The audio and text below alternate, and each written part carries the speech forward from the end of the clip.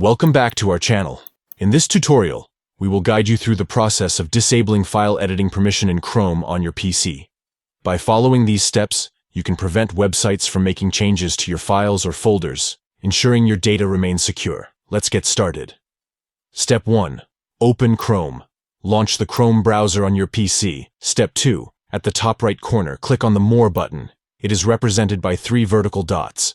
Step 3. Select Settings from the drop-down menu. Step 4. Go to Privacy and Security in the Settings menu. Step 5. Click on Site Settings. Step 6. Click on Additional Permissions. Step 7. Look for and click on File Editing. Step 8. To disable file editing, click on the option that says Don't allow sites to edit files or folders on your device.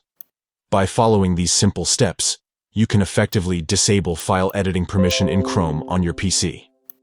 This ensures that websites cannot make any changes to your files or folders, providing you with an extra layer of security.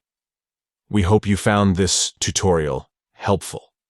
If you did, please give this video a thumbs up and share it with others who might find it useful. Don't forget to subscribe to our channel for more helpful tips and tutorials. Thanks for watching.